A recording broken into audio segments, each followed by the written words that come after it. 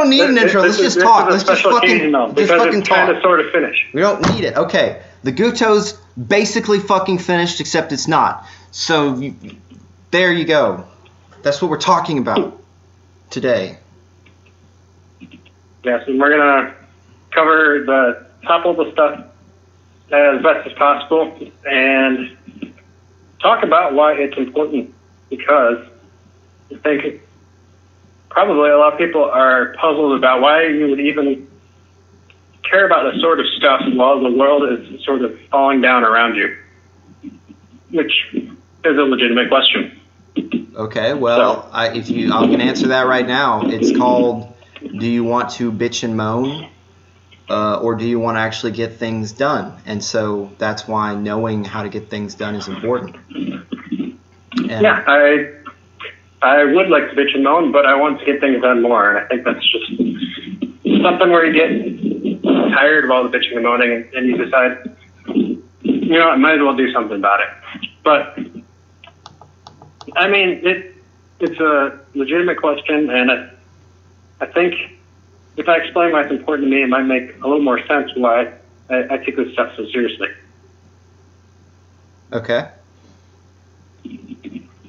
Well, as you are probably aware, I basically wasted all of my 20s working bad jobs, paying interest on loans to people who don't give a shit about me, and not making any ground on them, right? The principal, when I was 30, the principal on my loans was about the same level as when I was 22. So I effectively wasted a good 8 years of my life working for nothing. So my body is pretty worn down from that, and my mind too, to some extent. I mean, I've had some gains in that time, but to say that I want to whine about stuff, I mean, I'll be honest, I have been at times pretty bitter about all that. Because, I mean, it's something that I've observed in myself and something that other people pick up on very quickly. They're like, why are you not doing something meaningful and important? Like, you've got a lot of talent, and you've got that hyper-focus from the Asperger's or whatever. It's like, you could do a lot of stuff. And, like, a lot of people will ask me, like, why are you not a doctor? You'd have a great bedside manner. You can take in just tons of information. Like, when I was in the training program for my current job, people ask me that. They're like, why are you not a doctor? We hit you with a fire hose and you are retaining every bit of it. So what's the deal? Why are you here? And I mean, there are going to be a lot of people like that, but to tell you the truth, a lot of things had to go wrong at the same time for me to get to be where I am right now. And that's why I'm kind of bitter. It's like any one thing could have gone right. And so the reason that I think it doesn't do any good to complain about that, it goes back to that extreme ownership thing. And so you remember that was a big deal for me. That was sort of life changing to learn about that, because what it's sort of. So I had already observed before that, like, and you get this from being an Omega male for a long time, is like, you can have a legitimate complaint and nobody cares. Like, it just does not matter. Because, you know, if you're a man, you're expendable. So even if you have, like, legitimate problems, people are like, you know what, it's not my problem. I got my own problems. And I don't care why it happens, just, you know, leave me alone. Leave me out of it. And eventually you realize, like, nobody's going to come and save you. You actually do have to figure things out yourself. Which can be a bit black-pilling, but it can also be... It's also, there's some liberation involved in that. Now, you still have to figure things out, and I don't think it's going to be possible for a lot of people to do that, but it is possible if you catch it in time and you have enough guidance. And that's where I think I went wrong, and that's where a lot of people could do well by catching it in the bud. So in contrast to like the way I was raised growing up was I'd say the first half of it kind of, I don't know, very, very traditional Christian. I was homeschooled for a while. And then my parents, for some reason, sort of gave up. We put us all in public school at the same time. So we got kind of the worst of both worlds there. But I don't want to complain about that too much because they were actually really good parents on the whole. It's just they were working against a lot of things. But anyway, the other thing is that they were like, so we got basically blitzed by a culture that we didn't understand when we got into school. And, on top of that, I have a different sort of personality. So on top of that, they were boomers, right? They didn't give us any guidance in terms of like what we should do with our lives or what we should do as careers or any of that stuff. Basically what happened was you turned 18, and to give you an idea how little guidance we actually had, I didn't know I had to pay taxes until I was 20. Like, I was actually not aware that I had, because I thought, I don't make that much money, so I probably don't have to file taxes, right? So maybe I shouldn't admit that, but like I was making like $1,000 a year or something working part-time when I was going to school, so I thought, I just won't file. So yeah, I didn't know anything going into the adult world. And that really sucks.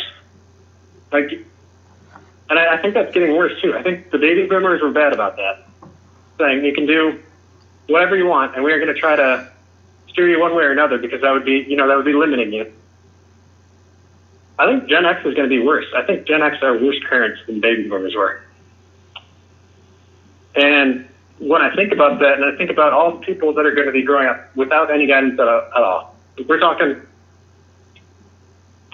parents who grew up with, listening to Tool and the sort of the nihilism of that crowd, but that whole belief system being the milieu that these kids are growing up in, and that's like the value system they're absorbing. At the same time as they're getting absolutely destroyed in school by, especially the boys. Like the boys are just being crushed by all this gender stuff. But they're coming out, and this is what pisses me off about those people. They tell you that Generation Z is going to be Generation Zyklon, and they're gonna fix everything, right? Aside from the fact that they're putting off all this responsibility on their kids, like, well, my kids are going to fight a war. Like, fuck you. But aside from that delusion of that, these kids are going to have zero guidance. Like, they aren't going to know anything. They aren't going to know the most basic stuff about, what it takes to be happy. They're going to have to learn that stuff out of books. Because they're going to be released into the world, and they're going to be, people will complain that millennials try to, they think that everything's political and that they can't separate personal and political. But at least they can think about those things in different terms. I don't even think that Generation Z is going to be able to do that. They're going to have so little guidance.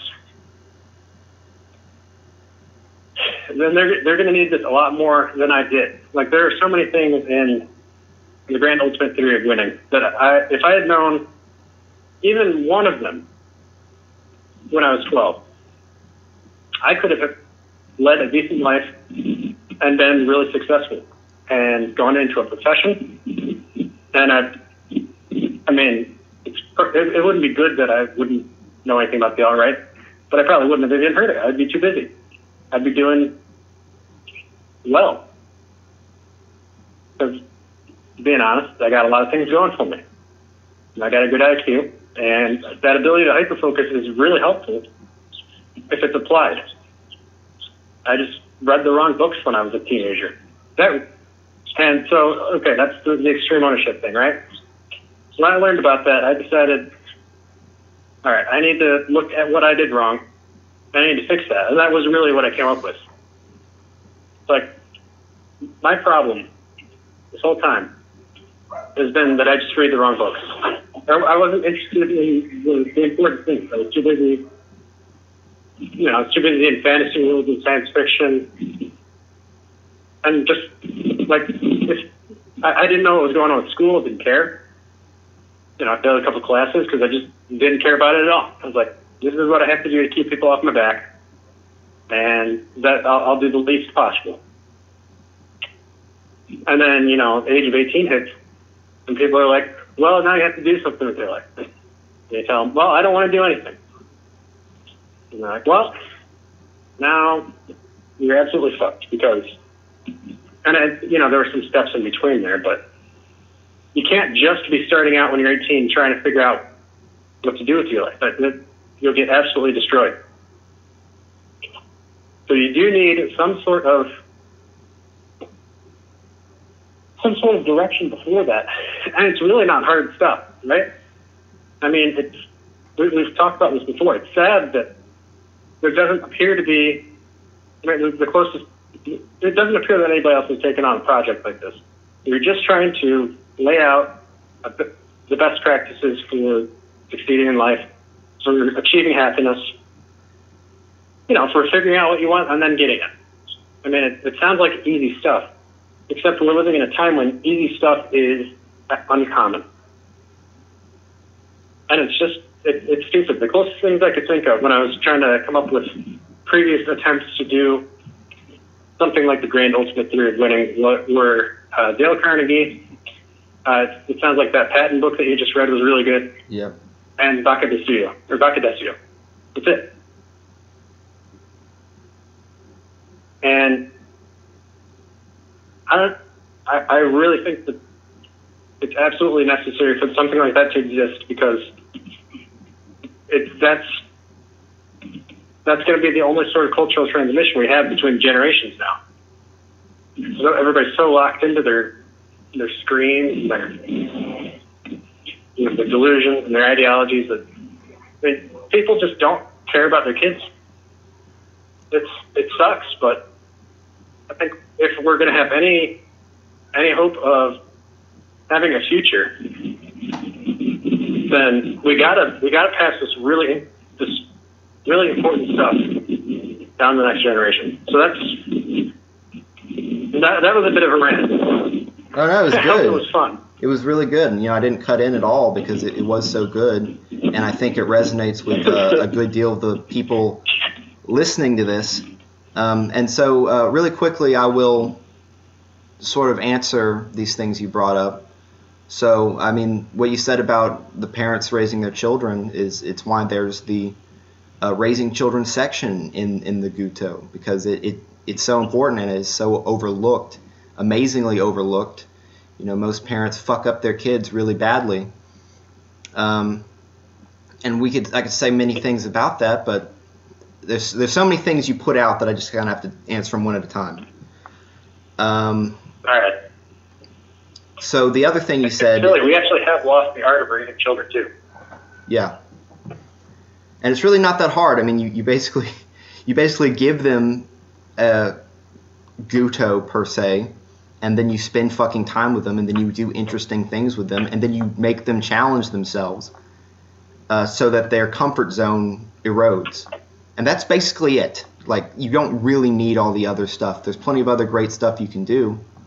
But if you just do those three things, teach your kids all the shit to actually win, spend enough time with them, and then make them challenge themselves. If you just do those three things, you'll have pretty good kids.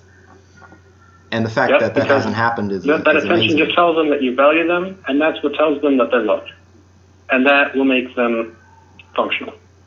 But emotionally functional. Because kids absolutely need to know that their parents care about them.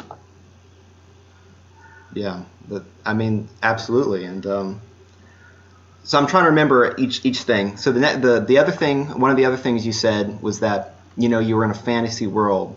You were lazy.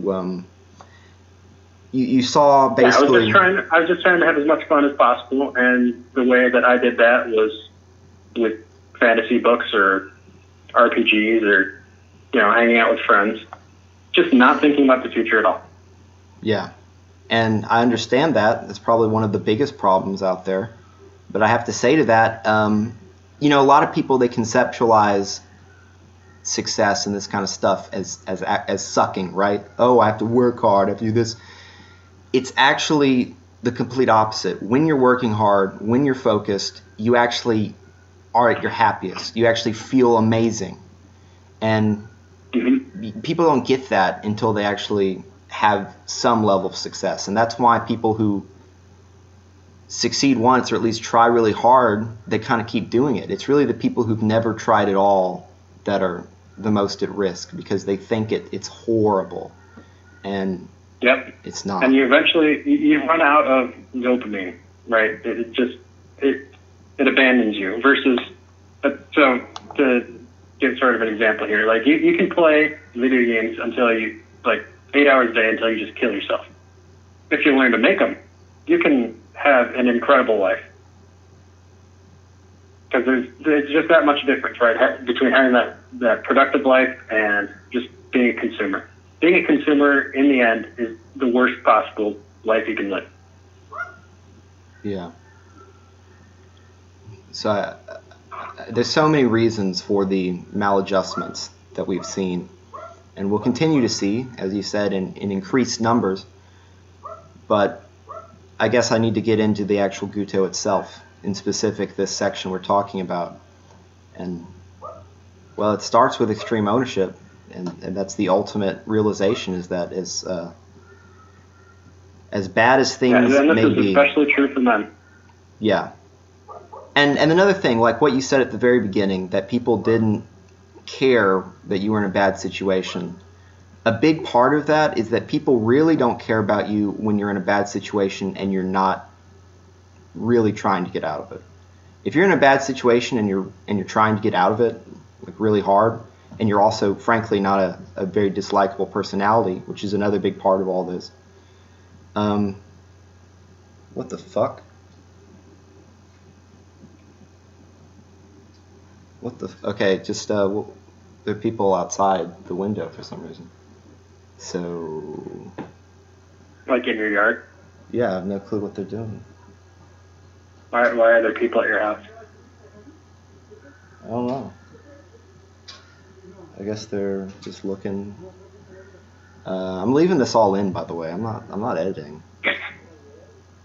They're like yard workers. The bone flour method of editing. Yeah.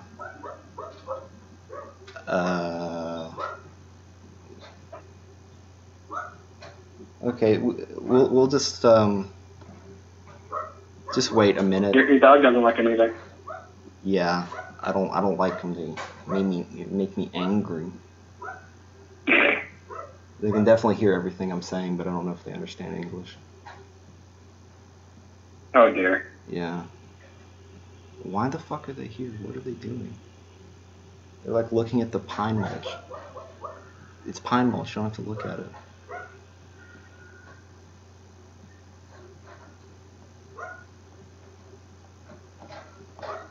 Okay, yeah, I think maybe I will edit this out. Maybe. Okay. This is pretty annoying. Do you wanna call back in a minute, like when you got it figured? No, I think they'll be gone like a minute. But if in a minute they're not, then yeah, I'll just call back. Okay. So since you're already editing this out, you skipped the first line. It's so good. Don't you know it doesn't mean shit? I was going to go back to that because that is basically a subcomponent of extreme ownership. I just didn't put it under it because it was so powerful. I just wanted to start it off that way. Because, I mean, that is extreme ownership. What you know doesn't mean shit. That's like the problem that the West has in general, so that's why I like that so much. Yeah, I mean, it's the ultimate.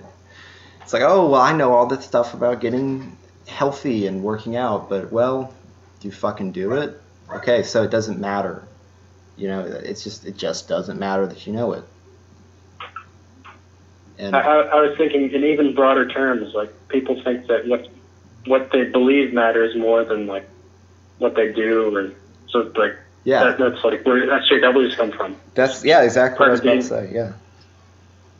But it's such a broad problem that people think that your beliefs and your knowledge have inherent value to them. And there's some, but it really only matters as they're expressed in action.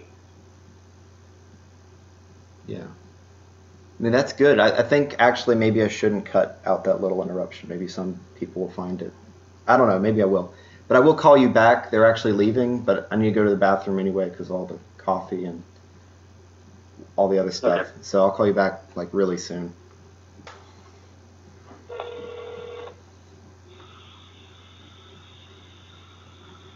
All right. So after that, excellent content. I'm trying to get the phone to go back on the speaker. Hello. Testing. Yes, yay.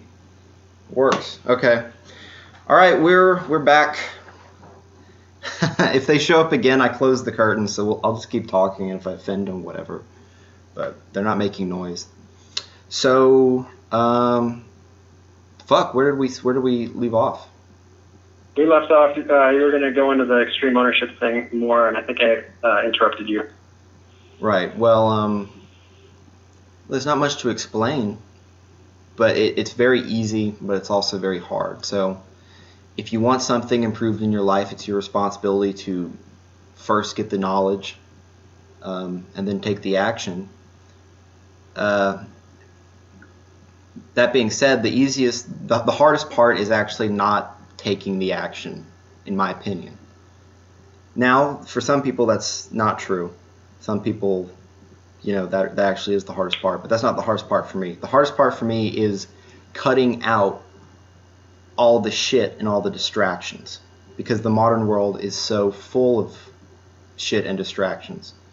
And that's a big reason why kids are the way they are now, and I had some things I have a cousin who had a YouTube channel when she was like 8 years old. Oh no. And she's an absolute nutcase. Well, who would have guessed it? Yeah, that sucks. I have a lot of cousins. Okay. Yeah.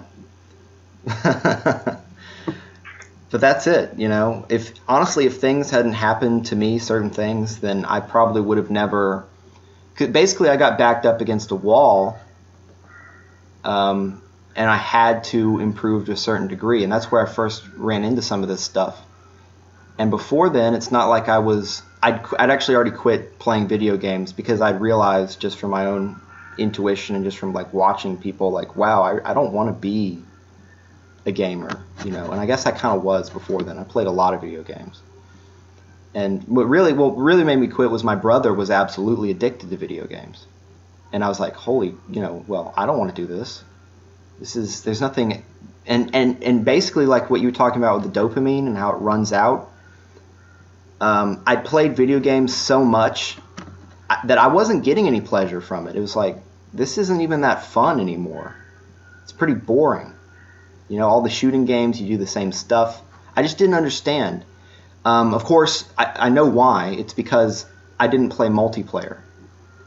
And so eventually it got boring, right? But when you have multiplayer, you can talk with your friends, and there's this infinite dimension to it where there's infinite entertainment. And my brother, I noticed this. I thought a lot of this about this at the time. Fucking shit. Go the fuck away. But anyway, I thought about a lot of this at the time because my brother played the multiplayer. And he also wasted a lot of money. Like, even back then, there were games like, World of Tanks and stuff where you could waste your fucking real-life money buying virtual tanks. And, of course, that's becoming even more prevalent now with the loot boxes and all this stuff. That I don't even know about any of that stuff. Well, I was worried you could make in-game purchases, but I didn't know that it was like a problem for people. Well, it's becoming sort of the go-to method of making money off a game.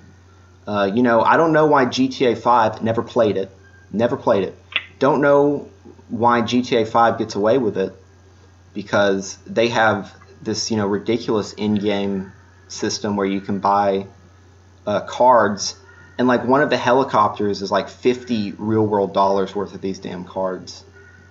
And of course, they're dumb little kids who ask their parents for money, and their parents actually give them that money. And that's why it's the most financially successful piece of entertainment ever produced. So, no, I do keep up with this stuff because I am interested, just as interested as you are, in how the culture is moving. And that's another thing. Like we say, oh, don't bitch and moan. Well, not bitching and moaning doesn't mean not keeping up with things.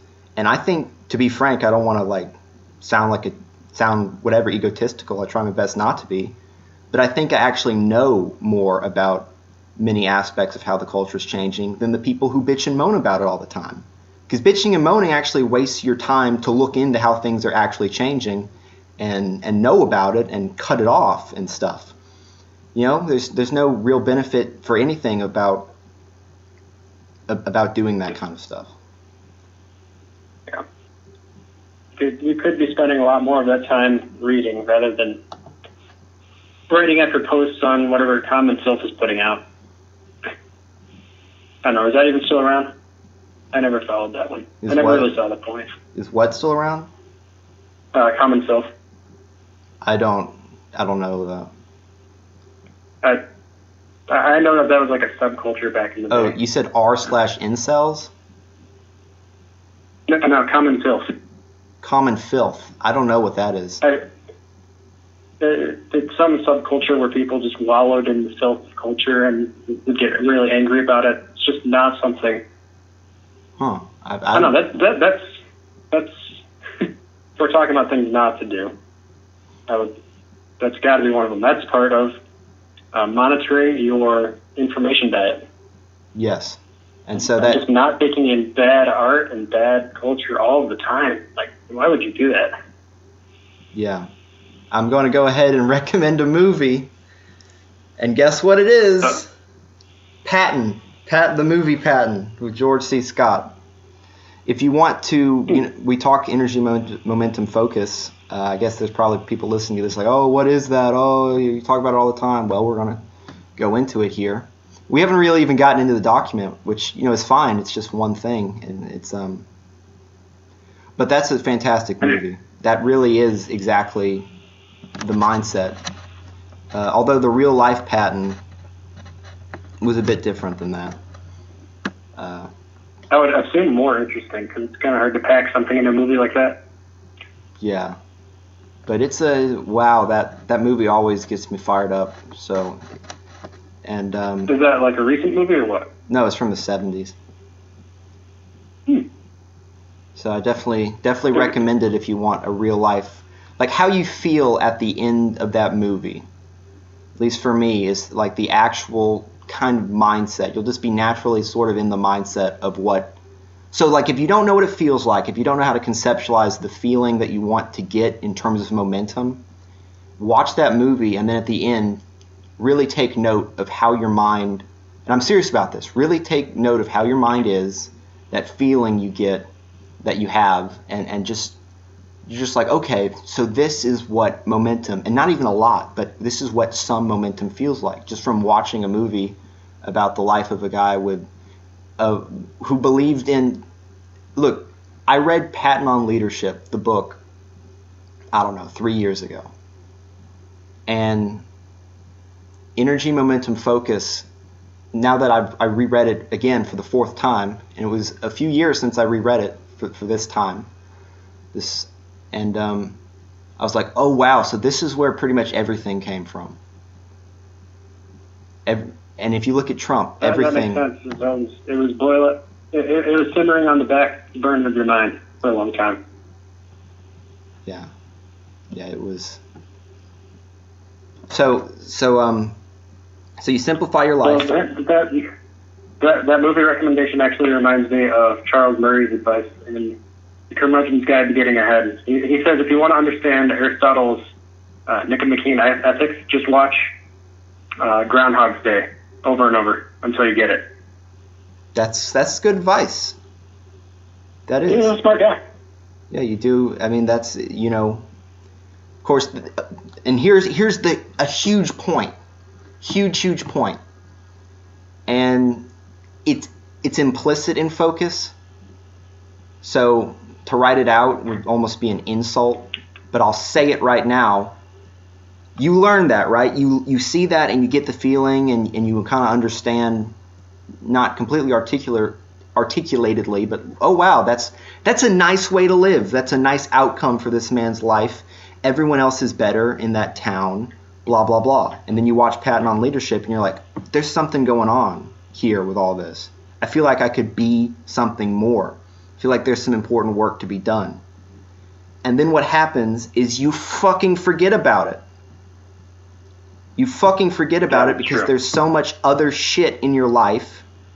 That is honestly... And you go to bed and you wake up in the morning feeling different. Yeah, and that's honestly the biggest thing.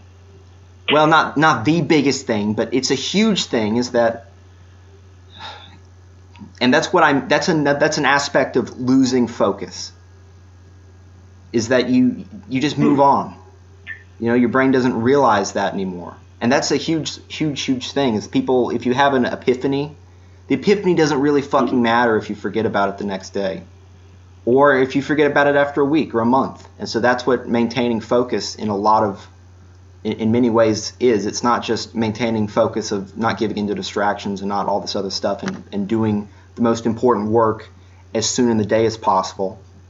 That's an aspect of it. But a lot of it is not only the mindset, but remembering, oh shit, this fucking matters, and this is what it is. And so that's why I say in Guto, the ultimate thing with Guto is to make you successful. And that's whatever you want to do. It's not, I'll cut that out. Is telling you what to do. No, it's called you make your own plan. And that's what the final section is about. It's about making your own plan. And then you read this damn thing every day when you wake up and every night before you go to sleep. Because that's why I said it was implicit, and I'm not going to actually state that in Guto. Because if you read your plan every day, if you record yourself reading your plan, and you put that recording in your car, and this sounds almost autistic, right? And you listen to it every day, that's, if you have to do that's what you have to do. In fact, I might even recommend it for a lot of the people who are listening to this who are really distracted. You wake up, you read it on your way to work, you listen to it. Before you go to bed, you read it again. And you don't stop doing this. And you think, I'm too smart for that. That's another thing. You think you're too smart for that. No. You're not too smart for any of this routine. You're not too smart for any discipline. This is a huge reason why smart people... This is another that is fucking the reason that smart people fail. Yes. When a smart person fails, it's for lack of discipline. Yeah, they think they're too smart for discipline. They think they don't need it. They think they can, adjust on the fly. And you should be able to. But it's sometimes a bit more pernicious than that. Yeah. And I say this with a bit more empathy because a smart person skates for a long time. And then, there comes a point when they can't. Where it doesn't matter how smart you are, it actually does matter how much time you put in, how much work you put in. Yeah. And when that time hits them, they find that they don't have the discipline. And then some of them, maybe even a lot of them, but a significant fraction of the people who end up in that situation decide not to become disciplined because they think, I'm smart enough, I know this from growing up, that I have value without needing to try, therefore I don't have to develop that. Therefore, I'm so smart that I don't need discipline. I don't need to have a clean desk because I know where everything is. And I don't need to organize my life. I don't need to have routines because I never needed to when I was in college because I passed everything easily. And it's an absolute waste. Yeah. I mean, if you're smart, shit is easy. A lot of shit is easy. And then you're not ready for when it's not easy. And that's sort of a lot of smart people are incredibly lazy because they've never had to not be. And that's a big problem. The other problem, of course, is people. And we can talk about that. We can talk about that if you want. I wasn't going to go much farther with that, but basically what this is in the Guto all over the place. Basically, it doesn't matter how smart you are or how good you are at technical stuff. If you can't get along with people, or like I'm not a terribly offensive person to be around, but if they just don't like being around you because you bring the bad feels, then that'll fuck you up just as bad. Yeah. So you really do need to learn how to get along with people, and some of it is pleasant, some of it's not, but it's all relatively simple. A lot of it is counterintuitive, but there's a lot of social science on this stuff now. Yes. I mean, you can learn it. And a big part of it that we have mentioned in both of the previous podcasts we've done is that your mindset is intrinsically transmitted to other people through your body language and through your facial expressions, vocal tonality, and all these other things. And so you really have to get your internal state, your mindset, in the appropriate place. And the best way to do that is to take action and to actually be going somewhere, so you can, because you don't want to lie to yourself. I don't advocate that. Someone like Mike Cernovich, have basically spent their lives trying to game their brain into thinking that they are better than they are. That's the Stuart Smalley approach. Yeah, and look, I left Gorilla Mindset is at this current moment still in Guto. It's under the mindset, and that's because there are some people who are suicidal, bulimic, anorexic, etc., or who just really have never thought about this stuff at all and really should know about that. There are some cases where that stuff's important, but at the end of the day, I mean, your mindset, it needs to go to the meaning. It needs to be able to effectively integrate negative motivation as well as positive motivation. Now, there's some people, again, who are absolutely in such a bad place and who have so little experience with trying to do all this that they can't do that. So they have to be completely positive all the time, right? And so, but that's wrong. It's funny because the happiness advantage guy, he's also against that. He's actually he's like a fairly negative-minded person in general, especially when it comes to ideas. Very skeptical. Yeah, I mean that, and the happiness advantage is about relationships, and that's another thing. And we're talking about relationships. If you want to be happy, you have to be. It's interesting. It's a feedback loop. To be good with people, for the most part, you need to be at least a little happy, and happiness. But being good with people, having strong relationships with people is 70% of happiness. So it's a feedback loop. And it's the most important feedback loop that there is probably in the modern day. If you know nothing else, that would actually... Yeah. You could get by in life just knowing that. And many people do. I mean, Dale Carnegie did. I mean, that's a huge part of somebody like Trump's success, part of the what you call Mellon Boone mindset, to kind of joke with it. But going back, what I was saying is, just really quickly, there are plenty of people who can't do the negative, but negative motivation is more powerful than positive motivation. So when somebody like Scott Adams says, okay, when you set a goal, when you positive value, that is a bad thing. Goals are for losers, because there is this negative force in your brain saying the goal is not completed. Blah, blah, blah. He's dead wrong. And the more I think about it, to be clear, systems over goals is an incredibly important idea when it comes to the systemization of things for efficiency's sake. And it does help mindset if you were to, say, decide to work out every day instead of... That and the power of routine. It takes the cognitive load off you. Yeah, that's true. And that's another thing with discipline equals freedom. People say discipline sucks. Discipline's going to take away my humanity. No, discipline is actually going to free up your fucking brain power to do other more important things. It's not going to make you into a slave. It's going to do the opposite. There's so much with all this. Now I forgot what I was even talking about. Oh, well, I was gonna go back to the writing down your goals thing, because I would like to make a connection. And I actually just realized this a couple days ago. So if you're writing down your goals and you recite them, you listen to them, you read them every day, I realized the reason that this matters so much is because when you read your goal, what stands out to you is how you're not living up to it. It's the negative aspects of things. It's the part of you that looks at that and then looks at the way that you're spending your time, or you're seeing these ideals for what you want, right? And then you think to yourself, I'm not going to get there if I keep doing this thing. Like, just, you're going to get these little, it's that cognitive dissonance, right? It tells you, this is actually what I want. Like, this resonates with me. And what's keeping me from it is that I'm not doing stuff that I thought I wanted to do back after I watched that movie Patton or whatever, right? It's like I had this great idea and I felt so great about it then. Except hey, we got to pause. Okay, well, I'm going to say cut. Now we're back. We're back. We're back from another interruption. You got a quote. The power of radio magic.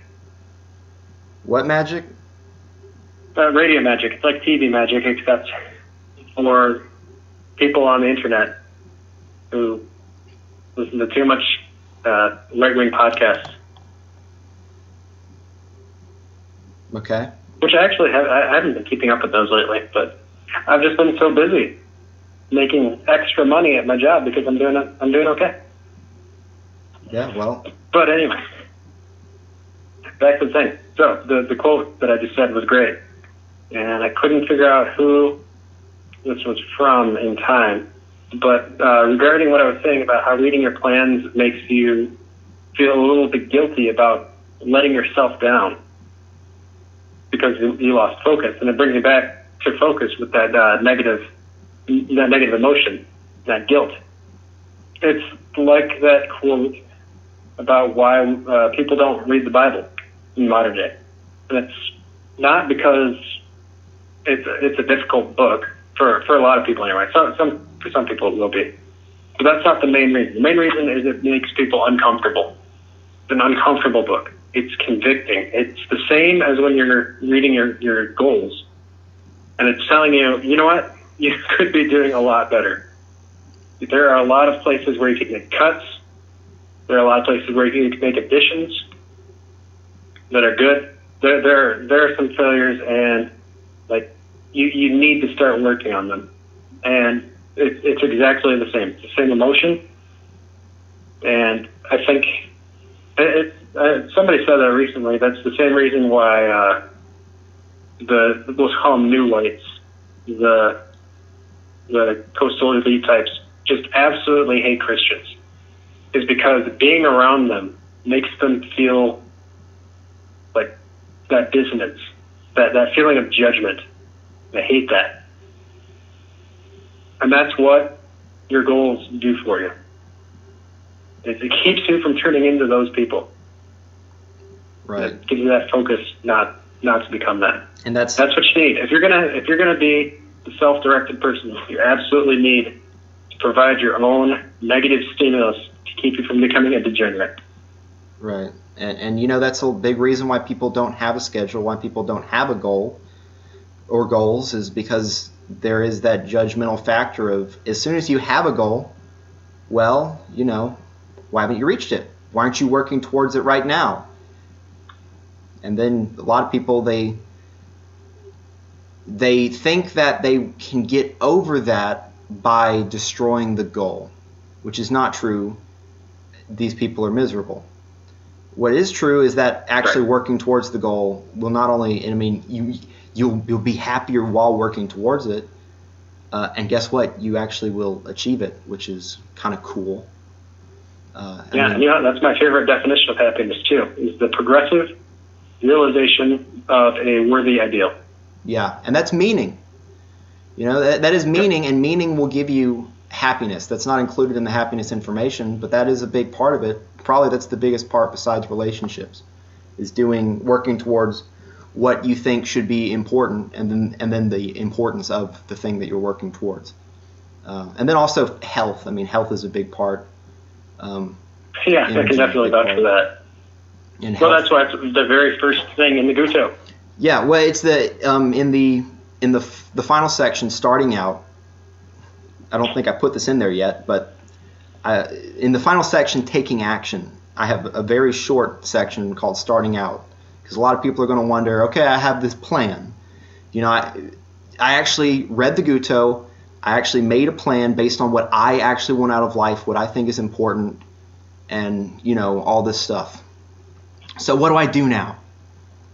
Well, besides, you know, reading the goals every day, and besides cutting distractions, and besides organizing your life, and besides making a schedule, and besides clearing out distractions from your environment, and besides getting over your internet addiction, and besides all this other stuff, because there's plenty of stuff, you also need to start, absolute first thing, most important, is raising your energy. And the most important thing to raising your energy is high intensity cardiovascular exercise. There just isn't anything more important for raising your energy than that. Of course, sleep, all that stuff mentioned in health is vital too. And there's some supplements. But, you know, the supplements and stuff, that's, you know, whatever compared to high intensity cardio. And then after that is the other, sort of the other stuff I just mentioned. I can't remember the particular order, but it is. And you don't have to do them in order. You don't have to say, oh, I'm going to start small. Oh, I'm going to, you know, do high-intensity cardio every day, which really, for many people in the modern world, that's not even starting small, you know? Like, if you were to tell somebody... It is hard. Yeah. But it is hard to fit that in, and, I mean, speaking for myself, if you have to do it after work, like your schedule doesn't allow for anything else, you have to be very diligent about doing it early so it doesn't keep you up that night. Because if I do that after 6, like I have trouble getting to sleep. That is true, and melatonin might help you, although it could make you groggy. Some people react differently to it. I love. Yeah, but you know what? I would rather have trouble getting to sleep and be doing the high intensity cardio, because if you don't, then your sleep is just shit anyway. Yeah. But cardio is the difference between good and bad sleep. And that one, I would like to. I make this point every now and then. I like to reiterate it. Tex is wrong about the night owl thing. You just need to get more exercise. Yeah, I remember we talked about that, but that is true. People, if you look, I mean, just look at the most successful people. They get up very early. I would say get up as early as you can for your schedule. Try to get as much sleep as you can. 7 hours is absolutely my minimum. I mean, for a standard, I'm going for 9 right now because I can, and I just make it up with efficiency. Yeah. But you can get, you know, like a 70, I think it's maybe even an 80-hour work week, 9 hours of sleep a night without being insane focus per se at all. In fact, that's having that much sleep is going to give you a feeling of wellness and focus that you just wouldn't have otherwise.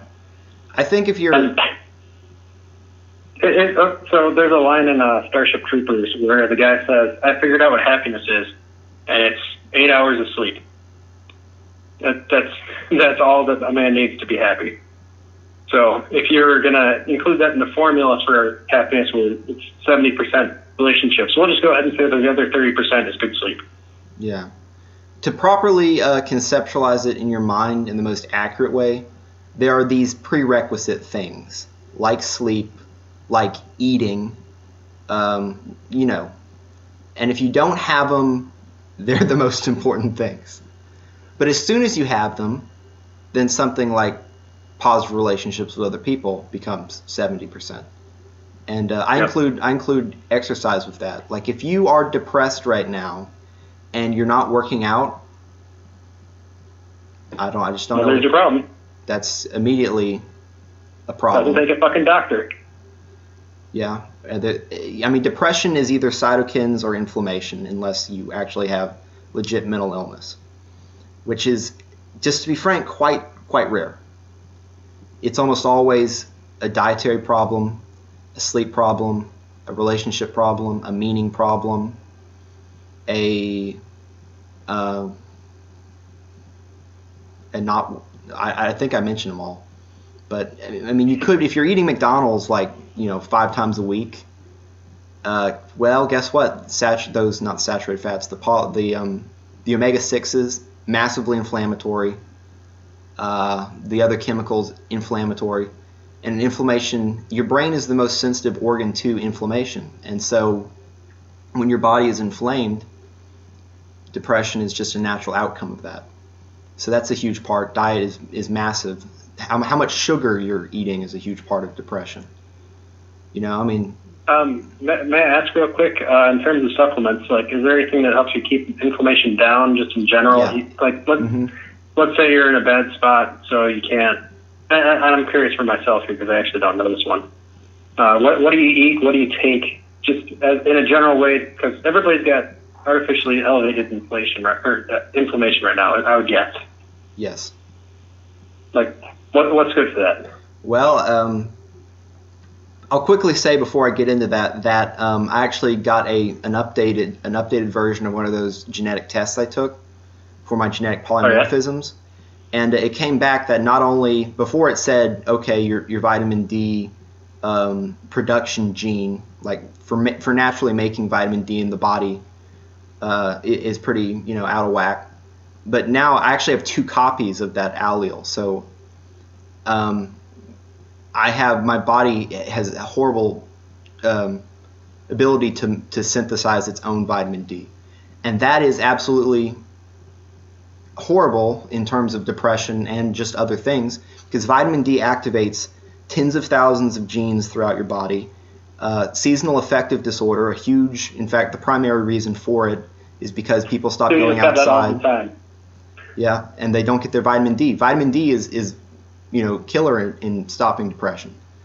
And you might need to take a lot. Like someone like me, I think after reading that new report, I think I'm going to go back to what I used to take, which is what some people would call an insane amount of 20,000 IU a day.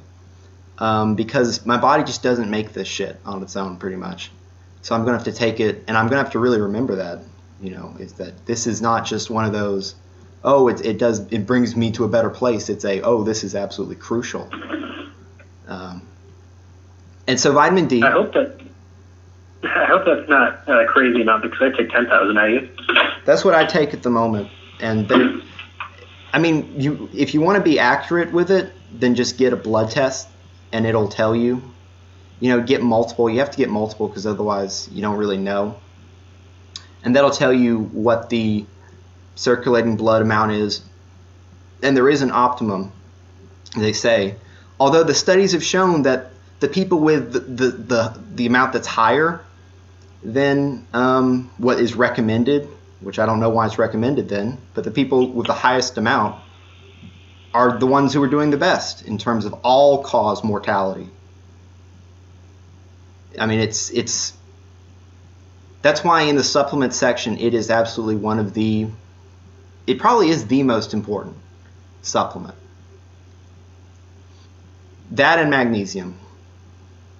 And for mine, but you got to take the vitamin D with the magnesium, right? Ooh, I stopped caring. I just take them all together, and I know that's not the most effective way. I wouldn't. Yeah, that's what I do too. Yeah. I can't bother keeping all that stuff in my head. Yeah, and that's the truth. It just doesn't really matter. It might be nice and whatever. Although if you can, I definitely would recommend not taking zinc with vitamin D. And not because there's a problem, but because it can make you feel sick. Now, there's not anything actually wrong going on in your stomach when you feel the sickness. It's just, I don't know. There's just something about these two things going together. I think it increases the absorption. But that's a great thing for increasing testosterone and your mindset is zinc, because it's directly involved with both the production of dopamine and testosterone. And of course, testosterone that one raises, and magnesium. And magnesium, yeah, magnesium does the same thing. And magnesium is absolutely, talking about depression, magnesium is absolutely critical for nerves. And so if you that one I didn't know. Yeah. And so if you have like restless leg, like if you are in your bed in the middle of your night and your legs feel kind of twitchy, that's absolutely, you're not getting enough magnesium. I have had that. I don't have that. I've never had it, so it's a problem. But I know somebody in the sphere told me that they did once. I can't remember who it was.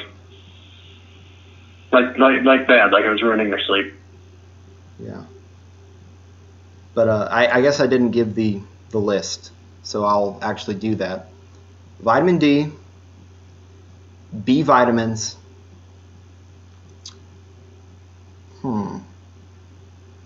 Zinc and magnesium is already there. Magnesium. If there's more than that, I don't know. Inositol-L, this is specifically for depression on this list. Inositol-L cysteine is massively good for depression because we're thinking of lowering inflammation, right? So inositol-L cysteine will turn into glutathione in your body cells, and glutathione is your body's greatest antioxidant kind of thing. But all the other antioxidants are great. EPA from fish oil. You want to get to 2 grams a day because that's the research dose on the subject. So that's what I know to be effective. It's 2 grams of EPA a day. Turmeric. Massively. Take it with a black pepper. This is really good stuff. We're on a roll now. Turmeric, black pepper. I used to take all this stuff and it absolutely was great. You might have an iodine deficiency if you're low energy, which isn't the same as depression, but they're definitely linked. Dude, iodine has changed my life in the last 3 days. Oh, wow. So it's true. I thought it might be it, and it was right. I'm proud. That's good. Yeah. It's absolutely insane. And actually, it's helping my knee. And this is something I complain about a lot. Like, it keeps me from running as much as I would like. My knee gets really sore and stuff. And the first day that I started taking iodine, like I had 3 drops the night of and then 2 drops in the morning. I haven't done that again because that's a little bit too much. But my knee felt amazing. It was unreal. Like usually I have a problem with it because I'm sitting down a lot and in a cramped space. And yeah, it felt like when I was young. That's great. I mean, and that was unexpected, but it also brought up like my energy and focus too. Yeah. Because I know it gives me a great feeling of agency, of self-efficacy is the word I was looking for. Yeah. And another thing about the iodine is that fluoride is bad, and iodine displaces fluoride in the body. So that's the problem. You know what? Okay. Small rant. The water in Michigan is bad. Yeah. Yes. We've heard much about that in the news with Flint and all that. Horrible. Yeah. Well, you always think, like, that's just Flint. It's obviously not coming out of my tap brown, but I don't know. I think that's part of the reason people here look a little bit off. Like, everybody looks a little gray. Oh, yeah. Skin's I think that the water here is really bad. Yeah. But skin's a huge way to look at people instantly and see how healthy they are. And I'm sure it's the water. I mean, if you can get a water filter, do it. Yeah, I've been looking into one of those. For some reason, I got really... it stuck in my head for some reason. I think it was the last time we talked. We talked about iodine and water filters or something. Yeah. And it just stuck in my head. I've been obsessing over it lately. So now I'm going to go get it.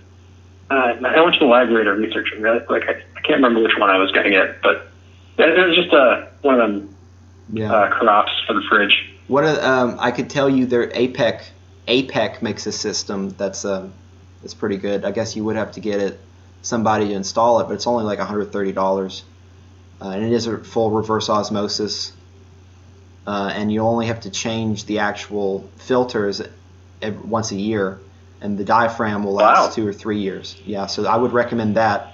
If you want something simple, there's the Big Berkey. That's and then that does good enough, but it's not really going to get rid of the fluoride. It's going to get rid of the birth control, the lead, and things that I guess are ultimately maybe a bit more important than the fluoride. And also I have to say you have to get a shower filter. You have to get a shower filter killer. Because your body will absorb just as much of the stuff through the skin as it will when you drink it. So if you don't get a shower filter, you're kind of just half doing it. And shower filters are cheap. You have to get a carbon, activated carbon, because the other ones just don't work. But yeah, I know a lot about the water filters. What I said in that What Not to Do podcast that we did, I was saying there are a lot of pitfalls that weren't there before because people at the top are not doing their job. They are not trying to help you. Yeah. Yep. And nobody really knows about this stuff. I mean, and it's kind of a joke. Oh, Alex Jones sell water filters. Well, look, I have problems with Alex Jones. I mean, I don't think he's a good person. I don't think he's on whatever. He's not on the entirely on the level. Oh, no, no. But hey, there's nothing wrong with buying water filters that work. Now, I don't know what company or what he does. I doubt whatever he sells is probably that good, but the concept is fine. Yeah, it sounds like you can't even sell a vitamin that's good for you. How hard is it to do your research on that? Yeah, I mean, I've heard good things about the Alex Jones supplements. I've heard really bad things. Some of them are full of a lot of sugar and are crappy, and then some of them, like the ones developed in line with Dr. Group, who's kind of a wacko, but he knows a lot of the stuff I would think is accurate. That's fine. Now with all this, we have to get nascent iodine. Well, I've never taken nascent iodine. The normal iodine's done me fine. The kelp iodine, and I mean, look at it, and why wouldn't it? Why do we need the super expensive, super rare iodine? I don't buy that. It sounds like a good way to make money. But I mean, look at the people in Japan who get the iodine. That's one of the big health advantages that the Japanese people have, is that they get appropriate levels of iodine, and that's great for them. You mean just in their diet? Yeah, just from all the seafood they eat, and all the kelp and the sushi and all that shit.